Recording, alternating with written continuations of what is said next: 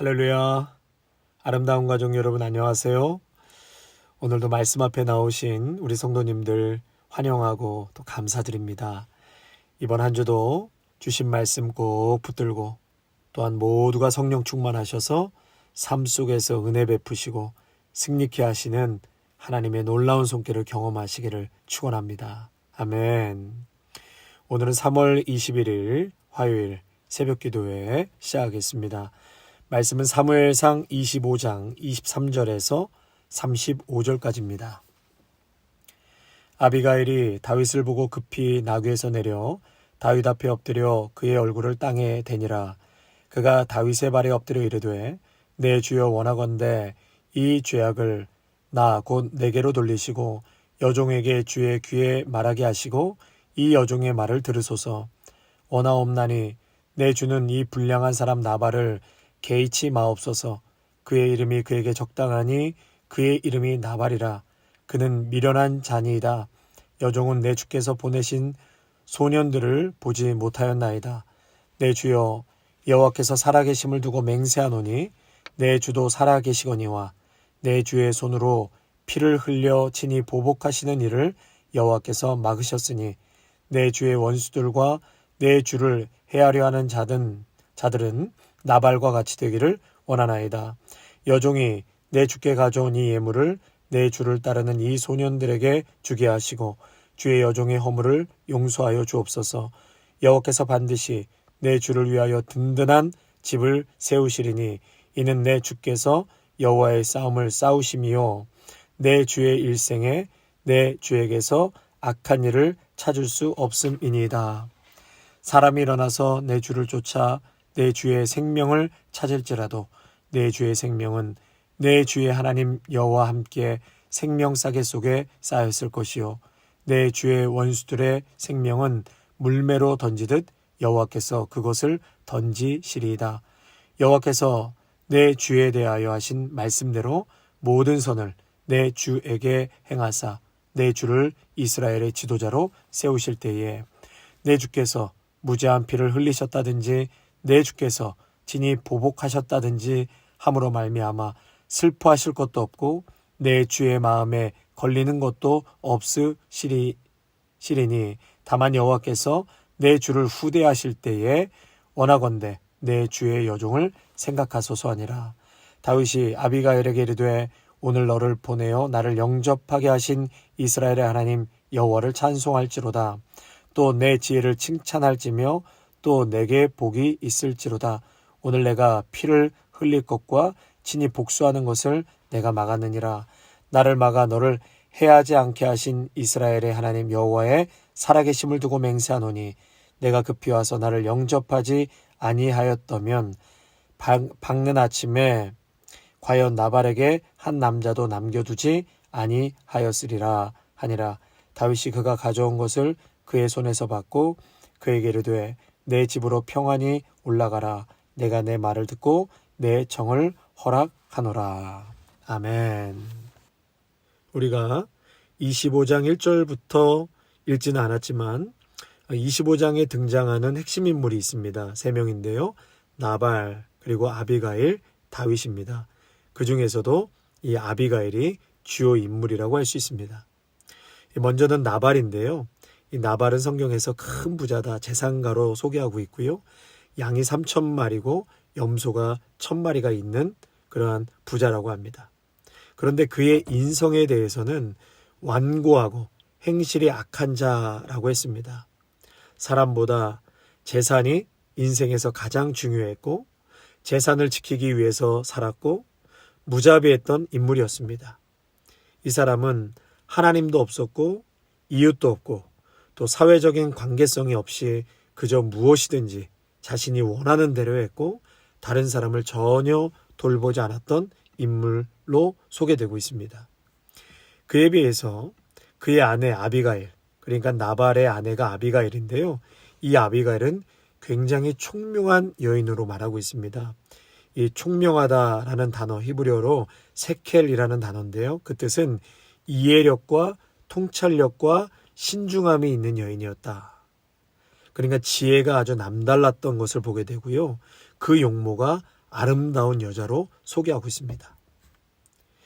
다윗이 어느 날 사람을 보내어 나발에게 이런 부탁을 하지요. 우리가 너희를 해한 적이 없고 오히려 어려운 중에 너의 종들과 재산을 보호해 주지 않았는가. 그러니 우리가 우리에게 선대해서 먹을 양식을 넉넉히 챙겨주길 바라오. 이 말을 소년들을 통해서 들은 나발은 굉장히 분노하죠. 그러면서 이 나발의 눈에는 다윗이 이 떠돌이 중에 아주 하찮은 떠돌이 중에 하나다. 그리고 그의 수하들도 다 약탈자이고 떠돌이들이다. 나는 쓰레기들과 상대하지 않겠다라는 태도를 보이게 되죠.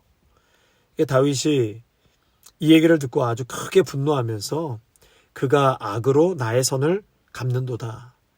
나발과 그 집안을 멸절시키겠다고 다짐하면서 400명의 군사를 이끌고 쳐들어갑니다. 이때 나발의 아내 아비가일이 이 소식을 듣고 남편 모르게 중재를 하죠. 중재를 하는데 먼저는 엄청난 음식을 만들어서 나귀들에게 실어 떠나보내고 그리고 아비가일은 그 뒤를 따르게 됩니다. 마치 에서 앞에 다윗이 먼저 선물을 보내고 그렇게 야곱이 뒤따라간 것처럼요. 그렇게 아비가일이 따라가죠. 그리고 다윗을 길 한복판에서 만나게 됩니다. 아비가일은 다윗을 보고 즉시 나귀에서 내려 다윗 앞에 얼굴을 땅에 대고 엎드립니다. 그리고 간절히 간청하는 장면이 나오는데 오늘 본문의 내용이 바로 그것입니다. 그녀가 다윗에게 하는 전체적인 간청을 살펴보면은요, 뛰어난 그런 과감성이 있고요, 상식이 있고 또 효과적인 언어 구사 능력을 보게 됩니다. 결과적으로 이 다윗의 분노가 아비가일의 행동과 간청을 통해서 아주 눈 녹듯이 다 사라지고 분노의 칼을 다시 칼집에 넣습니다. 이 아비가일의 모습을 통해서 에스더가 연상이 되는데요. 이 피비린내가 날 뻔했던 흑역사를 바꾸어 놓았죠. 이 두 여인의 어떤 대담성, 위대함, 그런 통찰력과 지혜를 엿보게 됩니다. 자, 그렇다면 아비가일이 과연 어떤 간청을 했길래 이렇게 다윗이 180도로 바뀌게 되었는가? 다윗이 막 분노가 극에 달해서 죽이려고 쫓아올 때 아비가일이 다윗을 보는 순간 완전히 바짝 엎드리죠. 완전히 나 죽었어. 그 행동을 통해서 먼저 다윗은 한풀 꺾이게 됩니다. 여러분, 얼굴을 땅에 닿을 정도로 발 앞에 엎드린 자에게 어떻게 칼을 빼낼 수 있겠습니까? 거기서 한번 다윗의 마음이 수그러듭니다.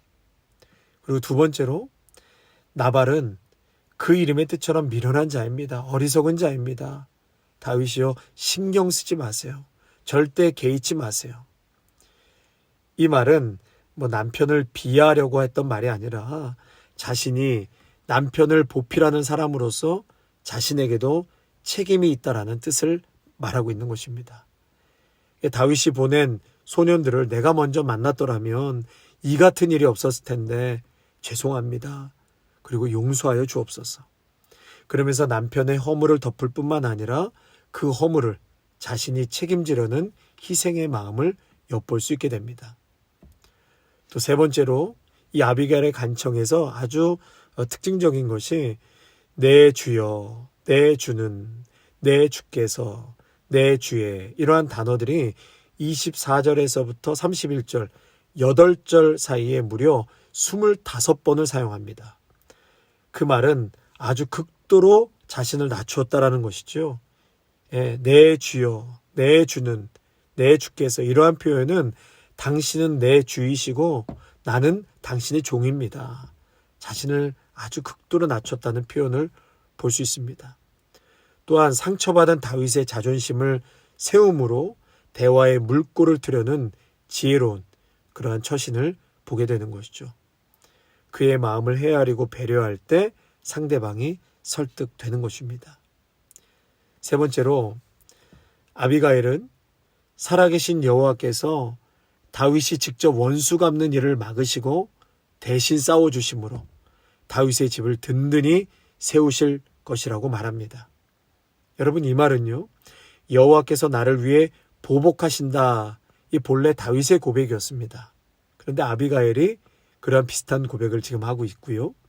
나아가 다윗을 위해 집을 세우신다라는 말은 후에 사무엘하 7장 13절에 하나님이 주신 약속의 말씀과 동일하게 아비가일이 선포하죠. 그래서 이 다윗을 향한 하나님의 섭리와 보호하심, 이 확신을 아비가일이 선포하고 말을 합니다.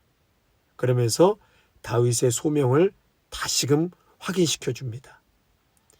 그 여인의 말을 통해서 다윗을 위로하고 또 격려할 뿐만 아니라 힘을 얻고 한 걸음 더 들어가 다윗의 소명을 재확인시켜주는 그러한 언어를 말을 하는 것을 보게 됩니다.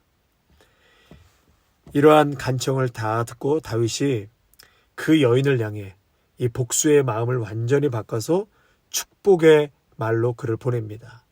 그러면서 이 삼중적인 축복을 아비가일에게 하게 되는데요. 여호와를 찬송할지로다. 그리고 그 여인의 지혜를 칭찬하면서 너에게 복이 있을지어다. 그리고 끝으로 너는 평안히 가라.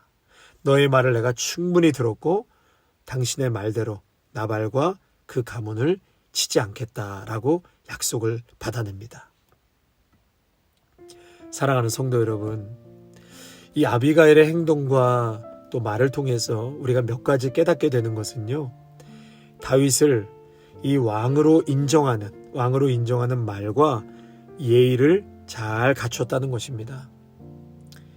우리가 인생을 살면서 문제의 어떤 팩트보다 상대방을 무시하는 말이나 행동이 결국 갈등의 원인이 되는 것을 많이 보게 됩니다. 내가 하고 싶은 말이 이 언어로는 10%도 전달이 안 된다고 그래요. 영적인 것이 사람이고요. 감정이 있기 때문에 비언어적인 수단, 곧 말투나 뉘앙스나 얼굴 표정이나 또 마음에 담아두고 있는 것들이 상대방에게 전달된다는 거죠. 그래서 아무리 바른 말, 옳은 말, 정확한 말을 할지라도 전달되는 과정에서 상대방의 마음을 아프게 할 때가 많다는 것입니다. 그래서 이 칼을 담는 칼집도 칼 못지않게 비싸다고 그래요.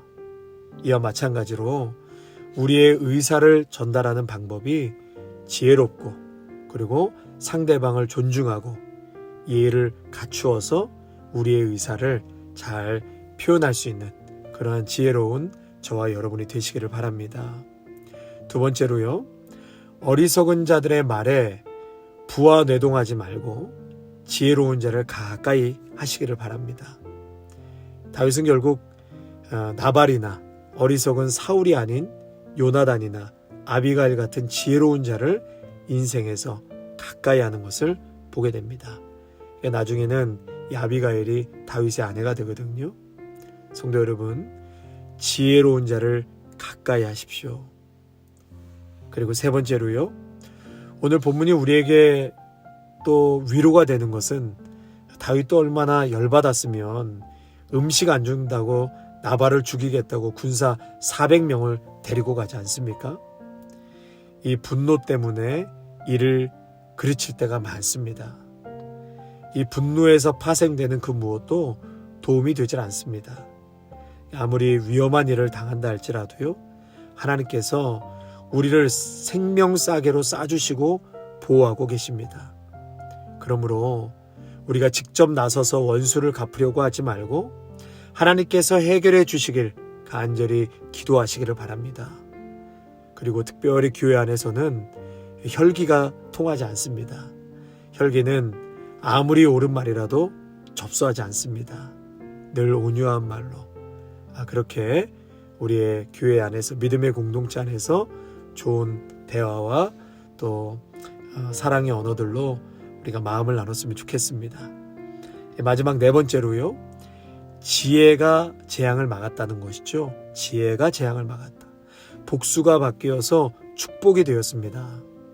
아비가일이 이 나발의 죄를 대신해서 다윗에게 사죄하여 집안 사람들을 죽음에서 구해낸 것처럼 우리 예수님께서 모든 인류의 죄를 대속하시고 인류를 하나님의 진노의 심판에서 구원하셨습니다.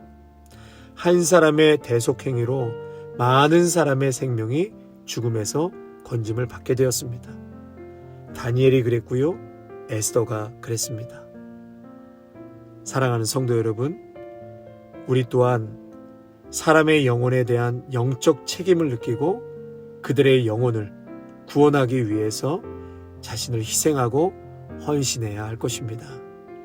예수님은 성도들에게 모든 민족을 위해 복음을 전파해 생명을 구원하라는 그러한 사명을 맡기셨습니다. 그러므로 성도는 많은 영혼을 위해 하나님께 간구하며 또 그들을 구원하기 위해 헌신해야 할 것입니다. 아멘. 하나님, 오늘 아비가일의 지혜를 우리가 보게 되었습니다. 우리가 만나는 사람들을 대할 때, 또 가정에서나 직장에서 참으로 아비가일처럼 그렇게 지혜롭게 살아갈 수 있는 믿음의 사람들로 축복하여 주옵소서. 그 지혜가 재앙을 막았고 그 지혜가 복수가 바뀌어 축복이 되었던 것처럼 하나님의 사람들로 이 지혜가 충만하여서 가는 곳마다 화평을 이루게 하시고 또 사람을 세우고 사람을 격려하고 위로하고 축복할 수 있는 믿음의 통로들로 삼아 주시옵소서. 예수님의 이름으로 기도하옵나이다. 아멘.